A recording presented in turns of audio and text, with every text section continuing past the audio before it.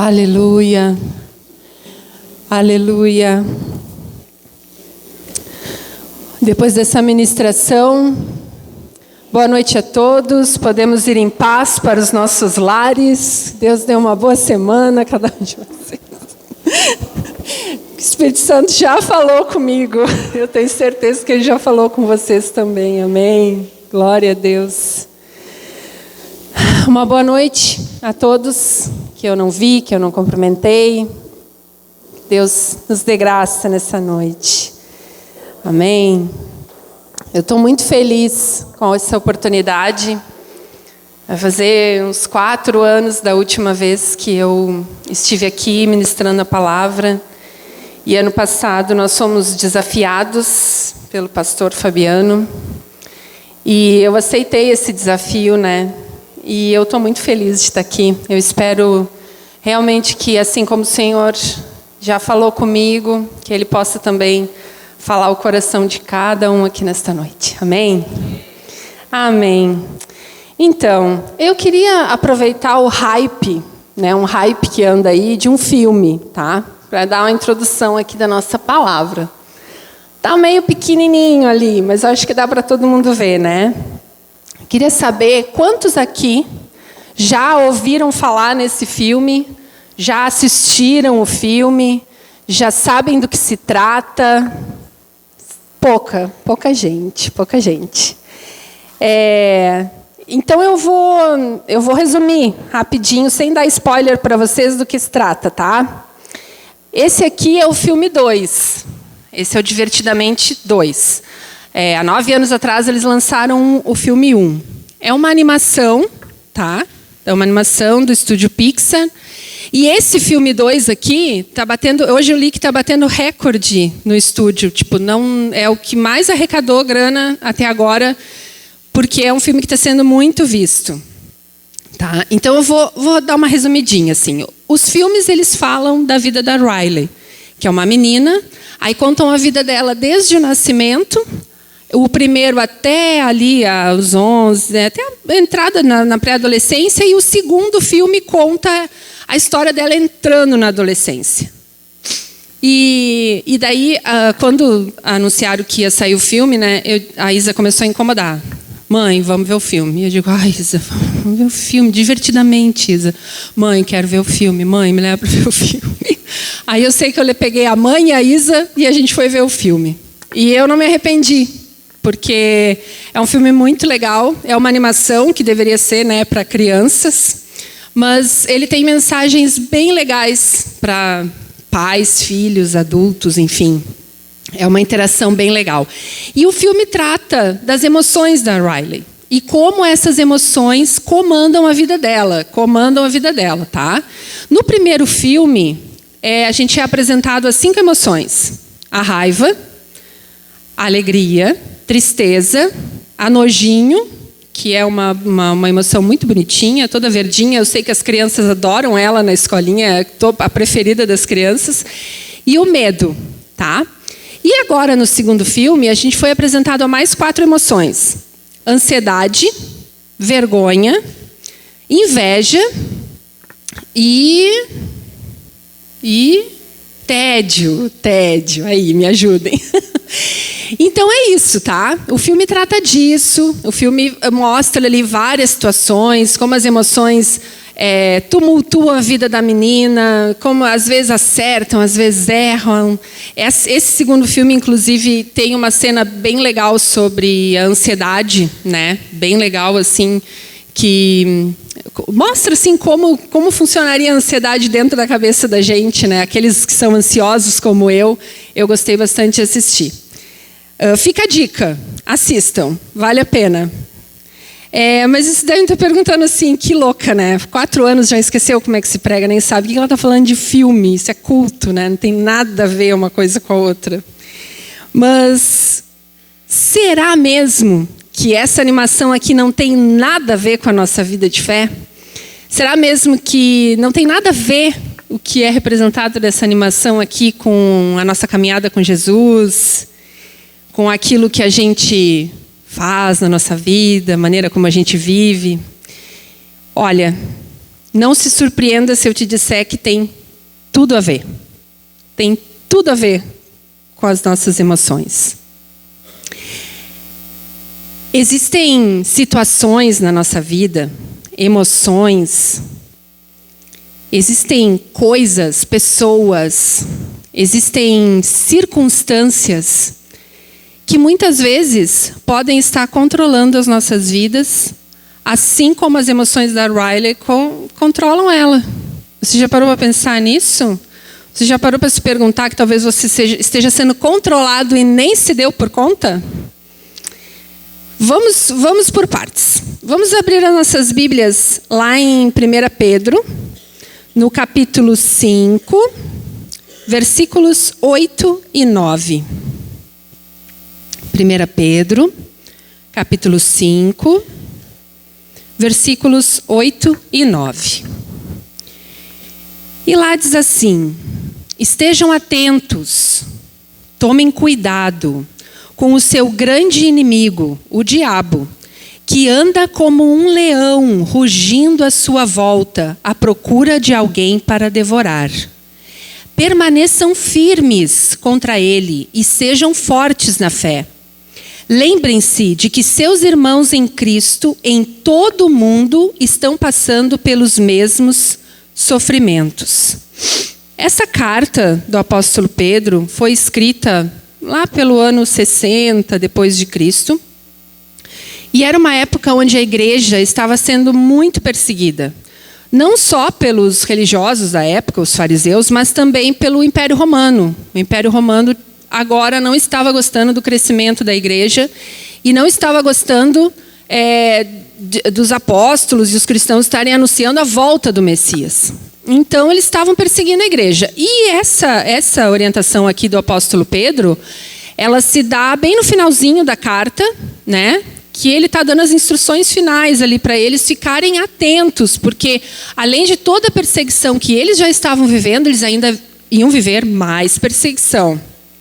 Até aqui, ok? Então tá. Hoje, nós, aqui, a igreja do Senhor, estabelecida nesse lugar, nessa cidade, nesse estado e nesse país, nós não sofremos a perseguição que os nossos irmãos sofriam naquela época. Porque lá eles eram caçados e mortos. Eles sofriam uma perseguição terrível. Aqui no Brasil, a gente não sofre esse tipo de perseguição.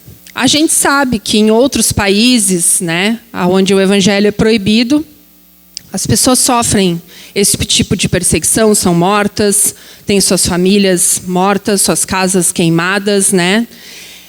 Nós sabemos que aqui nós temos uma liberdade maior. Mas essa liberdade não é sinônimo de falta de perseguição. Essa liberdade, ela não é sinônimo de que nós andamos leve, livre, solto, sem nenhum tipo, sem nada se levantando contra nós, sem nada se opondo à igreja, ok? Precisamos estar ligados nisso. E aqui que eu falo que entra esses controles lá do Divertidamente. Nós precisamos entender, eu acho que às vezes a gente dá pouca importância para isso. Eu acho que a gente não pode nem 8 nem 80, mas a gente precisa entender que o inimigo que Pedro fala aqui, o leão que anda rugindo ao redor, ele é o mesmo. O diabo não mudou, ele é o mesmo. Então, o inimigo deles lá, que Pedro mandou eles tomarem cuidado, é o nosso inimigo hoje. E nós temos que tomar o mesmo cuidado que eles tinham que tomar lá atrás. O nosso inimigo, ele anda ao nosso redor. Pensem num leão, imaginem um leão feroz, andando ao teu redor. Ele anda ao teu redor, ele te observa, ele te conhece, ele sabe o que tu está falando, ele sabe o que tu está assistindo, ele sabe com quem tu te relaciona, ele te conhece melhor do que tu imagina. Ele me conhece melhor do que eu imagino. Ele está aí, nos rondando, nos rondando e furioso. E armando estratégias, porque é esse o objetivo dele. Ele quer nos devorar. Ele quer aproveitar a primeira brecha, a primeira pisada na bola, a primeira coisa que a gente fizer, o primeiro descuido, a primeira falta de atenção para nos fazer cair, para nos devorar. Ele vai nos devorar? Não, ele não vai nos devorar, né? Ninguém vai nos devorar. Mas como é que ele vai agir, então, nas nossas vidas? Como que ele vai fazer isso? O objetivo é devorar. Ele é um leão furioso. Um leão furioso. Eu não tenho nem ideia de como seja um leão furioso. Face a face, né? A gente só vê na TV. Mas não deve ser legal, né? Não deve ser uma experiência legal estar de cara com um leão furioso, né? Eu queria fazer uma dinâmica com vocês, com todos vocês agora, que eu fiz há uns dias atrás, o pessoal do grupo familiar vai lembrar. Eu pedi, tá? Eu vou pedir agora que vocês façam comigo também. Eu vou pedir que vocês fechem os olhos, para se concentrar mesmo. Vamos fechar os olhos. E a gente vai pensar agora naquilo que tem sido o teu motivo de preocupação. Pensa naquilo que tem sido o teu motivo de preocupação. Pensa naquilo que tem tirado a tua paz, que tem te feito perder o sono. Aquele problema, aquela situação, pode ser uma pessoa, um relacionamento, pode ser uma doença, pode ser algo emocional, pode ser um problema financeiro, pode ser várias coisas, porque várias coisas nos tiram o sono, mas eu quero que você pense naquilo que está demais assim para você carregar. Aquilo assim que está difícil de seguir, que tem tirado a tua paz mesmo. Quem pensou, diz pensei. Quem pensou, diz pensei. Pensaram? Ok. Agora continue com o olho fechado. Agora eu quero que vocês pensem quanto tempo teu, quanto da tua energia, quanto da tua atenção, do teu equilíbrio emocional, tu tem dedicado a esse problema, a essa situação. O quanto tu tem gasto de ti mesmo, tentando resolver esse problema, ou pensando nesse problema, ou, sei lá, te envolvido, não dormido. Quero que vocês pensem, quanto vocês têm sido sugados por esse problema. Pensaram? Sim? Podem abrir os olhos agora, então. Vocês estão com ele aí, né? O problema, né? Agora, eu quero que vocês não precisam me responder assim. Pensem, respondam para vocês. Essa tua questão aí, esse problema aí que tu pensou, ele tem ou ele não tem controlado a tua vida? Ele tem ou ele não tem usado toda a tua energia? Esse problema, ele tem ou ele não tem guiado os rumos da tua vida, das tuas decisões? Esse problema, essa questão, isso que tem tirado o teu sono, tem ou não tem influenciado a tua vida de tal maneira que tu tem feito coisas e deixado de fazer coisas por causa dele? Tem? Se tem, você está sendo controlado por ele. Que nem a Riley é controlada pelas emoções dela. Vocês viram que grave isso? Vocês viram que grave isso? Quem está no controle da sua vida? É o problema? É a situação? É a emoção? É o que tem tirado a tua paz? É o que tem tirado a tua energia? É isso? É isso. Enquanto os nossos olhos estiverem focados neste problema, nessa situação, a gente não consegue focar no que realmente importa. A gente não consegue olhar para aquilo que é mais importante.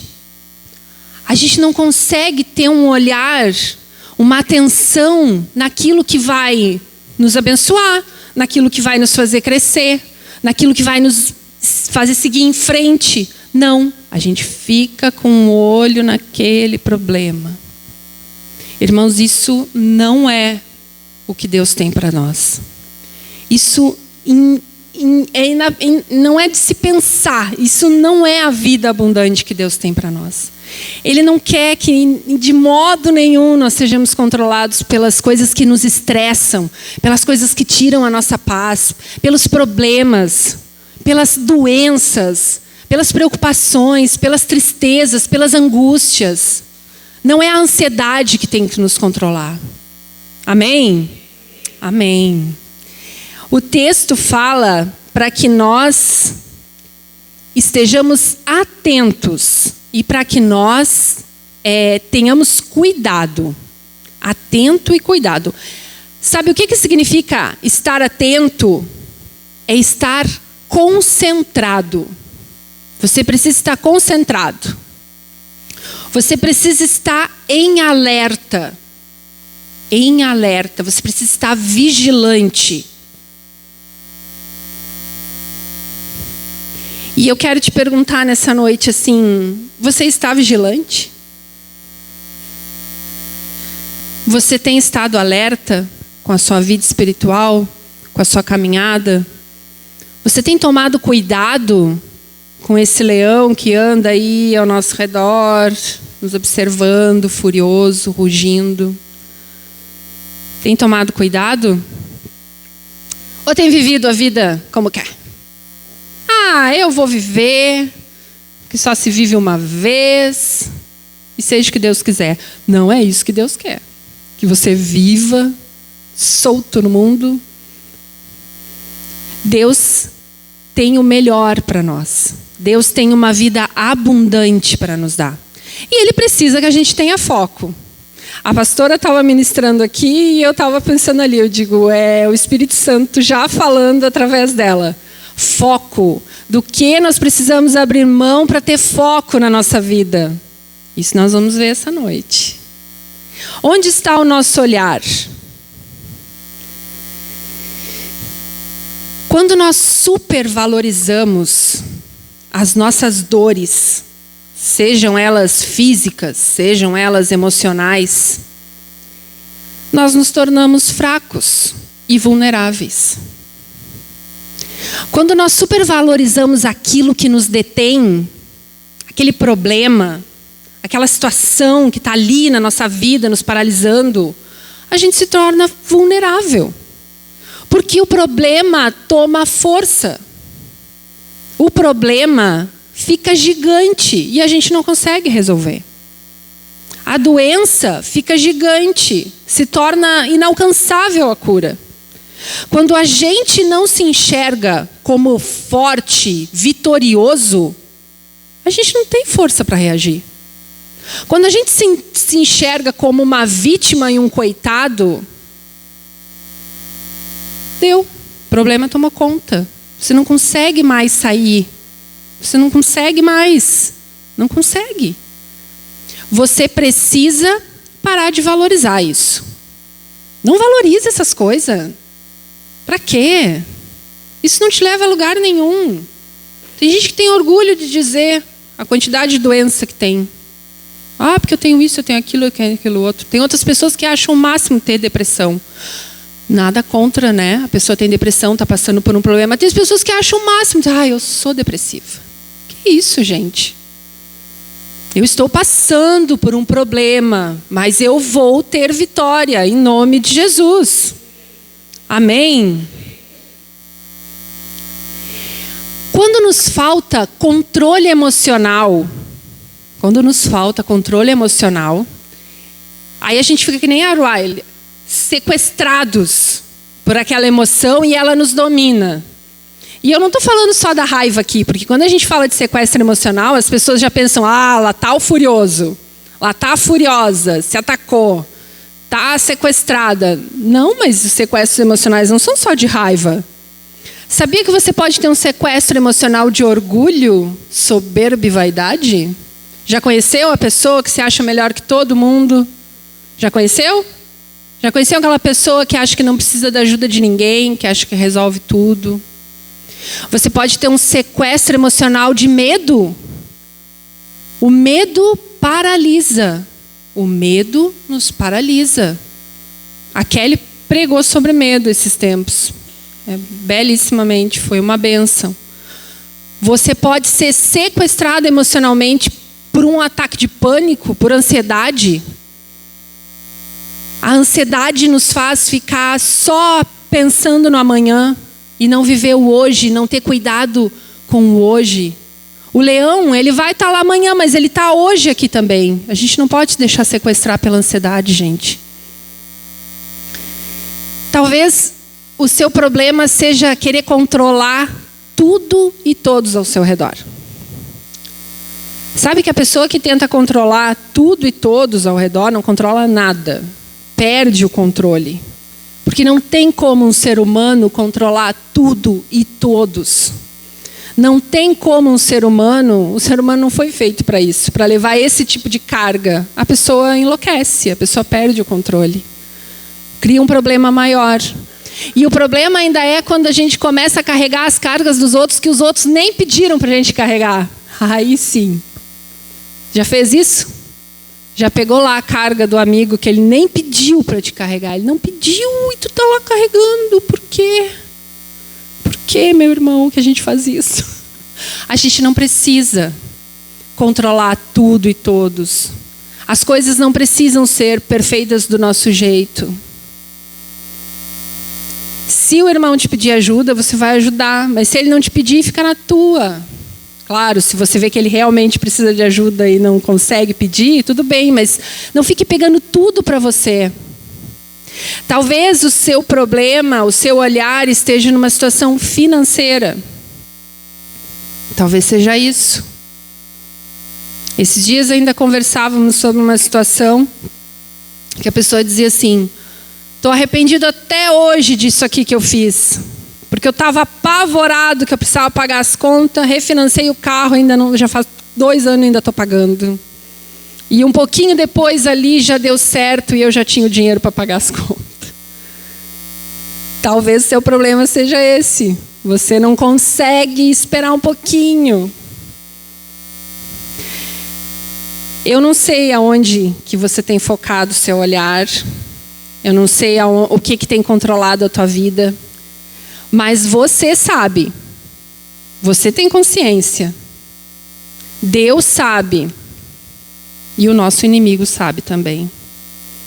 E ele usa essas situações, essas brechas, essa falta de cuidado, essa falta de atenção que a gente vai deixando ali, ele usa para nos fazer cair. Nós precisamos estar atentos. Quem está no controle das nossas vidas, meus irmãos? Quem está controlando as nossas vidas? Vamos nos questionar nessa noite. É uma pergunta importante. Eu quero ler com vocês agora ali o versículo 9, que ele diz assim: permaneçam firmes contra ele e sejam fortes na fé. Lembrem-se de que seus irmãos em Cristo, em todo o mundo, estão passando pelos mesmos sofrimentos. Permaneçam firmes contra ele. Tem umas versões que dizem: enfrentem o diabo. E sejam fortes na fé. Sabe que eu aprendo 3 coisas principais com esse versículo 9, né? A primeira delas: conhecer a minha fraqueza me dá poder. Quando eu conheço a minha fraqueza, eu tenho poder sobre ela. Porque daí ela não está mais oculta, ela não está mais escondida no meio das minhas noias. Eu conheço, eu sei o que é. Eu tenho poder sobre ela. Eu tenho autoridade sobre ela. No momento em que eu entendo qual é a minha fraqueza, aquilo que tem controlado a minha vida, aquilo que eu tenho gasto toda a minha energia, o meu tempo, a minha paz, aquilo que eu tenho fixado o meu olhar, perde o poder. Quando eu tomo consciência do que me controla, eu vejo com clareza. E aquilo que antes me controlava, já não me controla mais. Perde a força, perde a importância, fica pequeno, fica bem pequeno. Eu queria dar um testemunho rapidamente com relação a essa questão de conhecer a minha fraqueza, né? Eu sofro de crise de pânico. Fui diagnosticada há 10 anos. E crise de pânico, síndrome do pânico, isso não tem cura. Isso é controlável. Então, nos primeiros momentos, né, que eu fui diagnosticada, eu tomei medicação durante 2 anos. Fiz acompanhamento psicológico, né? E fiz discipulado, até hoje me discipulo, até hoje, né, converso com a minha discipuladora, a pastora Cláudia, sobre as minhas questões.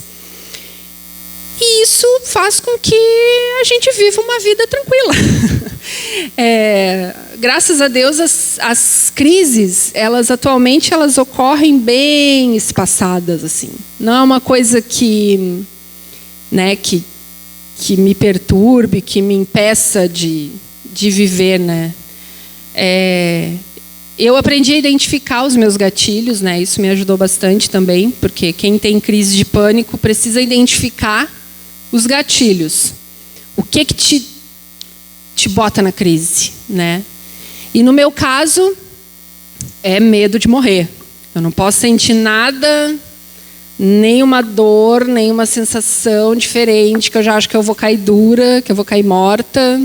Antigamente, hoje eu dou risada, né, gente? Mas na época era triste. Antigamente eu só ficava feliz sentada no pronto atendimento da Unimed.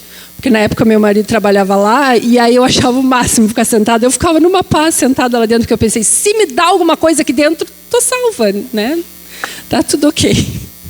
Hoje eu dou risada, gente, mas é triste. Eu queria viver lá dentro, né? Levei travesseiro, cobertor. Mentira, não foi para tanto. Mas o que acontece? Eu vivo bem. É aquele famoso espinho na carne, né? Para lembrar que a gente precisa depender de Jesus. Mas como a pastora falou aqui, Gui eu estou feliz da vida que o Espírito Santo já foi usando ela também. A gente tem buscado esse ano um avivamento. Nós temos buscado um avivamento esse ano nessa igreja. Um avivamento para a igreja, um avivamento pessoal. Nós temos buscado o Espírito Santo, nós temos orado, né? E aí, no meio disso, eu descobri uma coisa nova com relação às minhas crises de pânico. Eu descobri que quanto mais eu buscava a Deus, mais crises eu tinha. Eu descobri que depois de uma oração bem fervorosa, eu entrava em pânico. Meu coração acelerava, eu tinha que pedir para o Márcio me abraçar, assim, forte, porque isso ajuda, né? E aqui eu comecei a sentir esses ataques. E aí, numa terça-feira,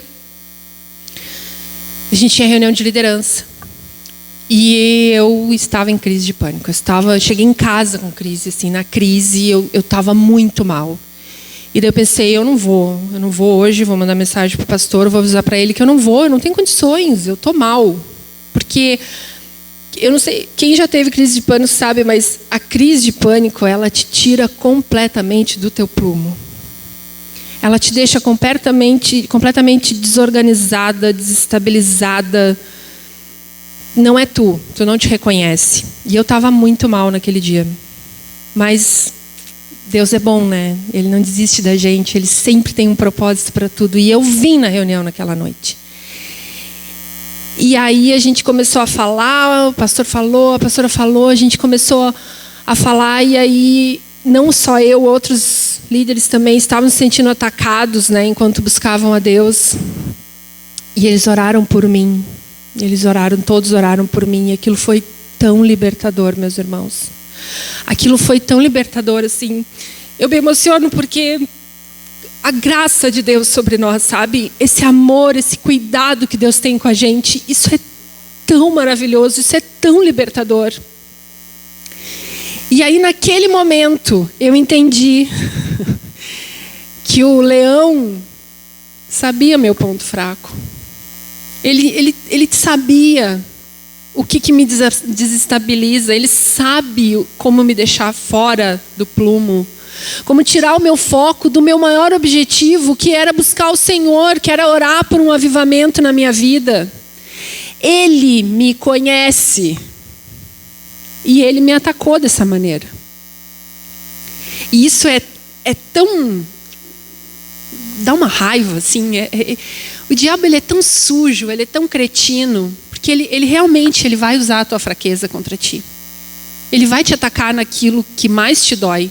Porque é assim que ele age. Esse é o objetivo da vida dele. É isso que ele está aí para fazer, para nos devorar. Mas eu fui liberta.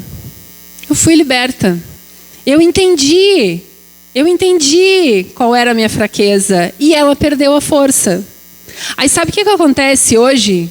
Quando eu começo a sentir alguma coisa, eu penso, desgraçado, tu tá vindo com fubá e eu tô voltando com bolo já.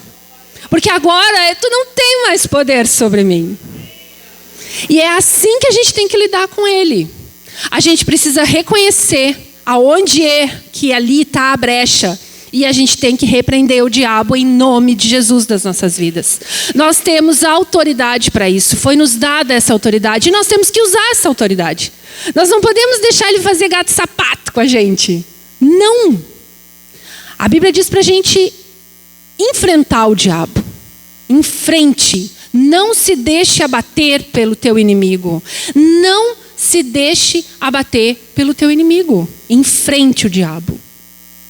Quando ele estiver vindo com fubá, já vá com o bolo pronto. É isso que você tem que pensar. Amém? Amém. Tome consciência em nome de Jesus. A segunda coisa que eu aprendo com este versículo. Conheça o caráter de Jesus. Isso é tão incrível. Conhecer o caráter de Jesus, isso é tão incrível. Pedro nos diz para sermos fortes na fé. E a cada dia que passa, eu tenho entendido, na minha vida de busca, que para que eu possa me tornar forte na fé, eu preciso conhecer profundamente o caráter de Jesus. Eu preciso conhecer Jesus na essência. Eu preciso conhecer a natureza de Jesus. Não tem outro jeito da gente se tornar forte.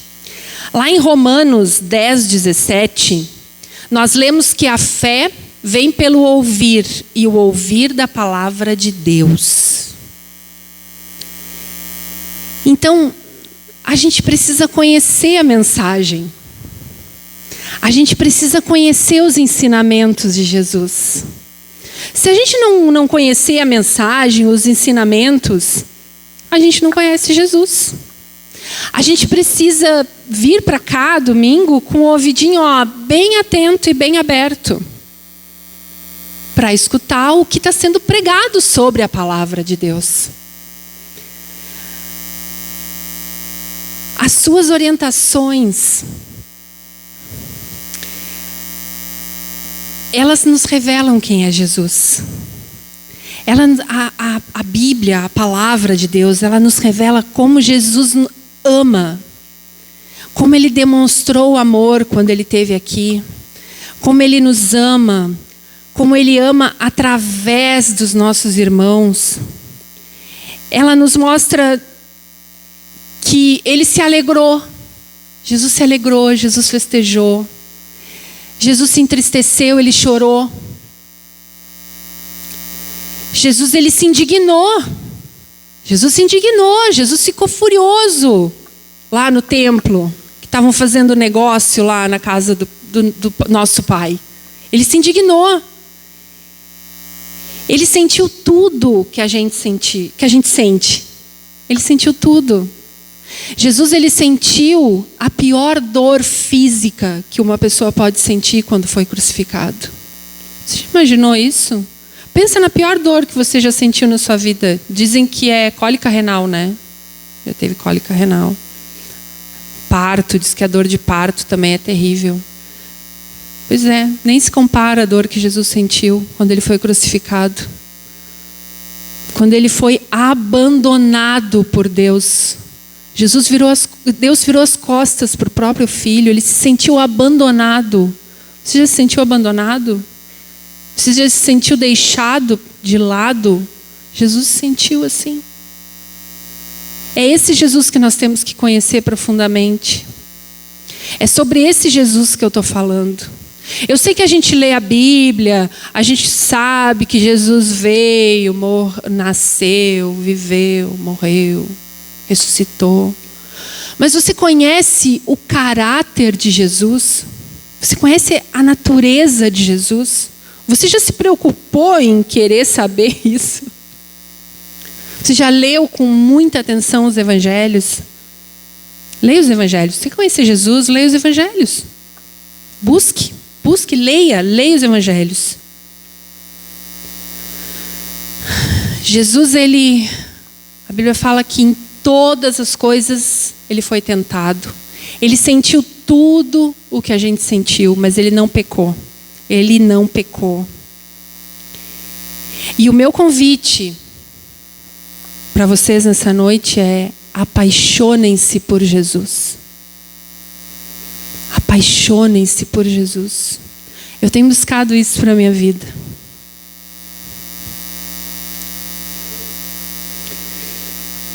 Tem sido incrível. Conhecer profundamente Jesus. Ele é apaixonante, gente. Ele é apaixonante. Eu não sei quem é que assiste The Chosen, Os Escolhidos. Gente, assistam, só assistam. Aquilo ali é uma obra totalmente baseada em Jesus. E ver ele tão humano assim é incrível. Além de ler os evangelhos, assista. Tem no YouTube, tem gratuito, não tem desculpa. E sabe que quem complica é a gente, né? Porque buscar Jesus é tão simples que o ser humano acaba complicando, porque eu acho que ele não gosta. O ser humano não gosta de coisas simples, né? A gente gosta de complicar as coisas. Buscar Jesus é tão simples. Não precisa barganhar. Não barganhe com Deus. Não faça promessas para Deus. Nós não temos nada para oferecer. Nada que Ele queira, a não ser nós mesmos. Jesus não quer nada de nós. Ele não quer que você prometa que vai ficar não sei quanto tempo sem fazer isso, sem ir em tal lugar.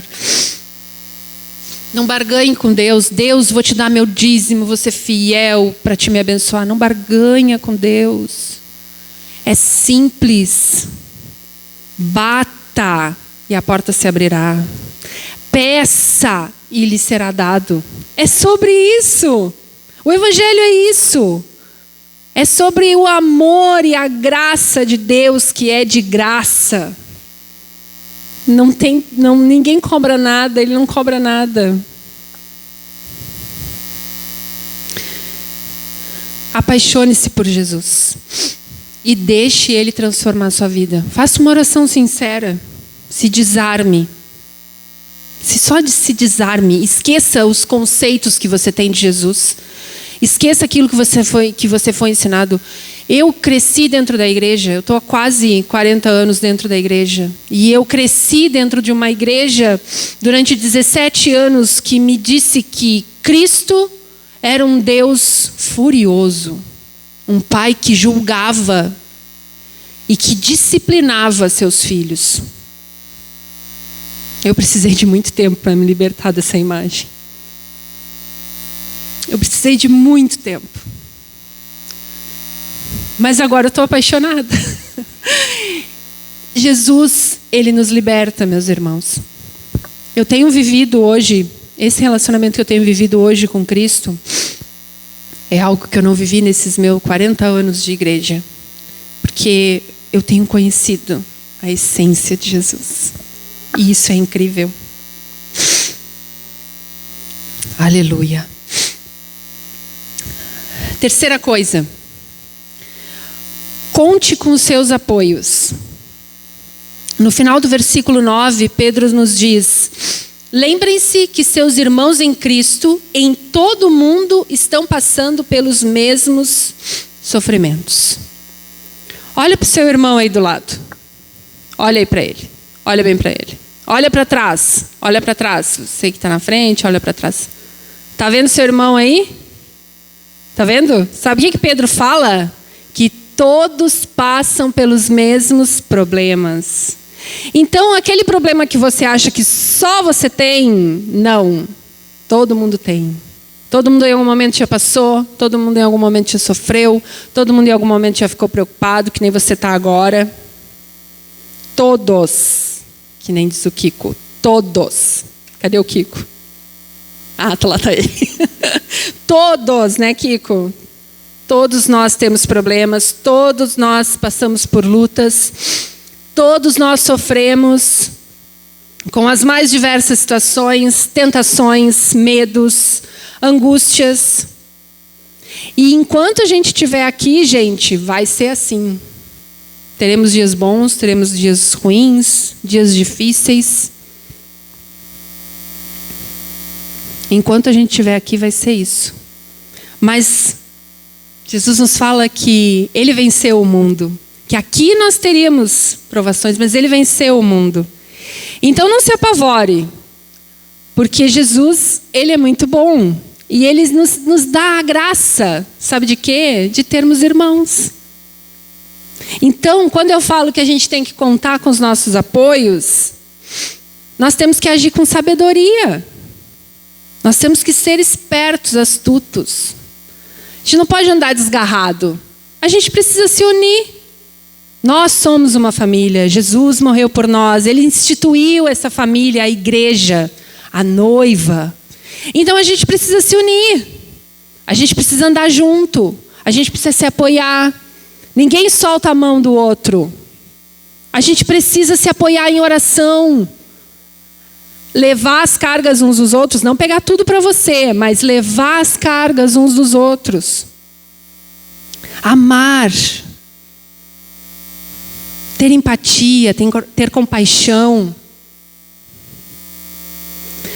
Nós precisamos olhar para os nossos irmãos e enxergá-los como família. Isso é igreja. Isso é igreja. Isso é igreja, família de Deus. Não sabe que é a nossa família, né? Mas é a família de Deus. É isso. E você sabe que a gente pode experimentar tudo isso e mais um pouco, sabe aonde? No coração da igreja. O que é o coração da igreja? O que é o coração da igreja? Grupo familiar. Sabia que no grupo familiar a gente experimenta tudo isso? A gente estreita os laços. Porque olha só, a igreja está cheia, né? Às vezes está mais cheia do que tem hoje, assim. E aqui a gente se vê, a gente se cumprimenta. A gente, né? Como é que foi tua semana e tal. Mas não é com todo mundo. É com poucas pessoas que a gente consegue ter esse contato. Diferente do grupo familiar, que é onde a gente estreita os laços. A gente abre o coração. A gente pode contar com o apoio dos irmãos, um apoio que vem em forma de oração, em forma de cuidado, em forma de doação, em forma de abraço. Um cuidado que vem de tu lembrar da pessoa, mandar uma mensagem: olha, lembrei de ti, como é que tu tá? Como é que vocês estão? Isso é grupo familiar. E isso é um apoio. Isso, a gente precisa dar muito valor para o grupo familiar. A gente precisa estar inserido nesse contexto. Porque se todos nós passamos pelos mesmos problemas, então ali no grupo familiar a gente pode se encorajar, né? Quantas vezes já aconteceu da gente estar num grupo familiar, um irmão pega e compartilha: eu estou passando por isso, isso e isso, orem por mim. Daí o outro pega e fala: olha, eu já passei por isso, Cristo me deu vitória. Fica firme, eu vou orar por ti. Isso é grupo familiar. É encorajamento. É não largar a mão do outro. Amém? Quem aqui ainda não está inserido em nenhum grupo familiar? Quem aqui levanta a mão? Quem ainda não está? Amém. Algumas pessoas. Eu te incentivo a procurar um grupo familiar.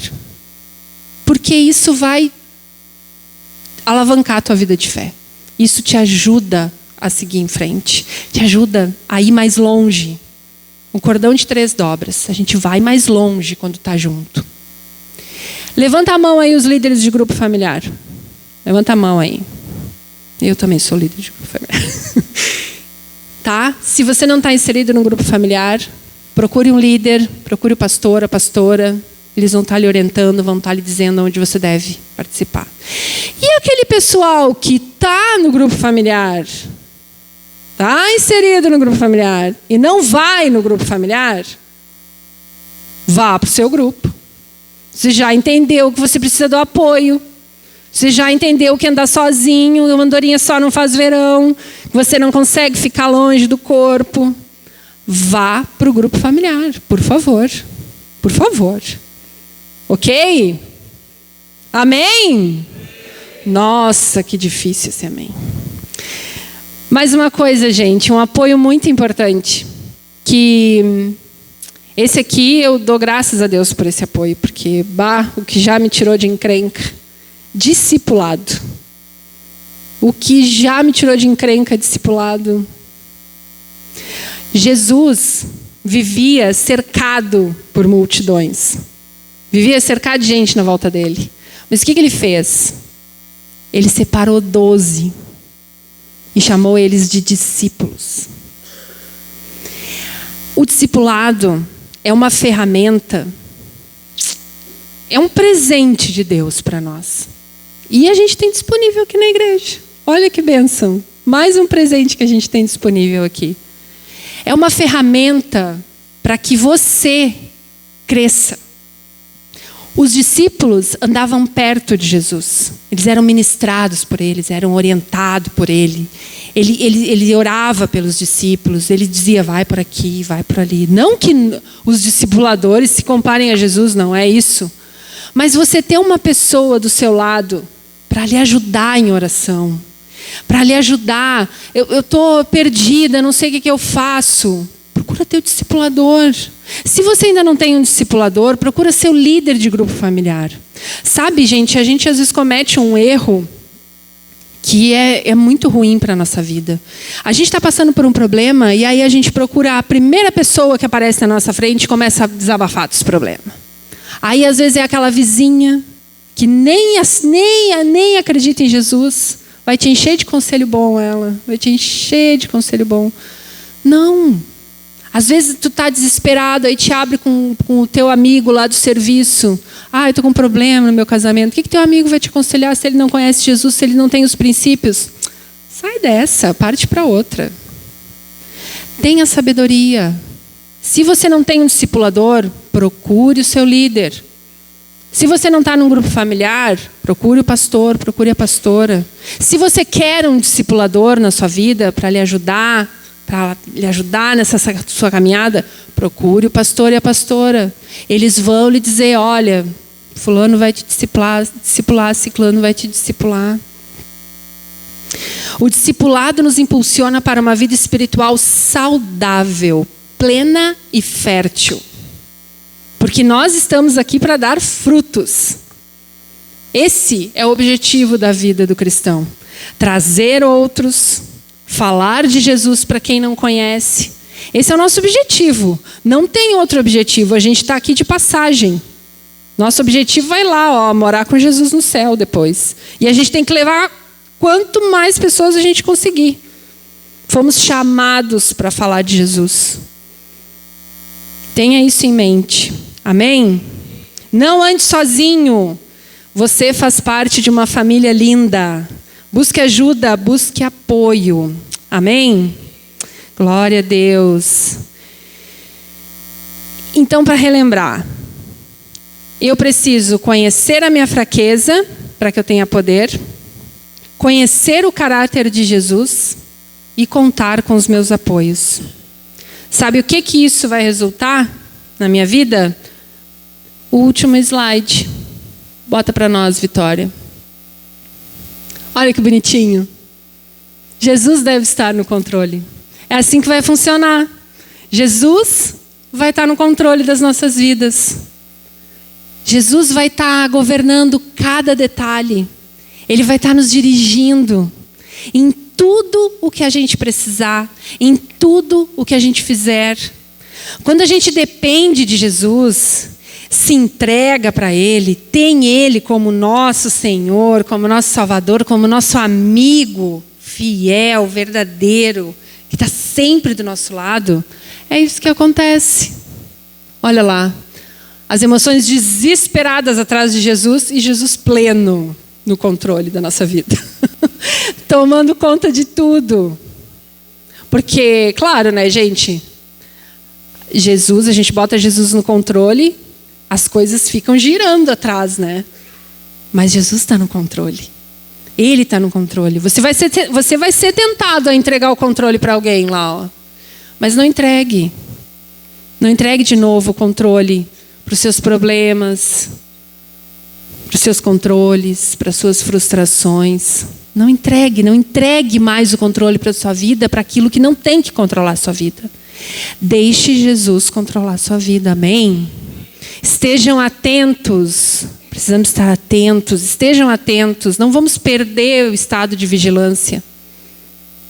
Senão uma brechinha assim, ó, daqui a pouco a gente abre um portão inteiro para o diabo entrar e fazer gato e sapato.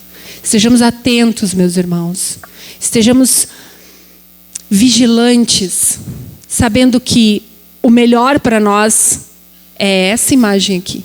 Jesus no controle. Amém?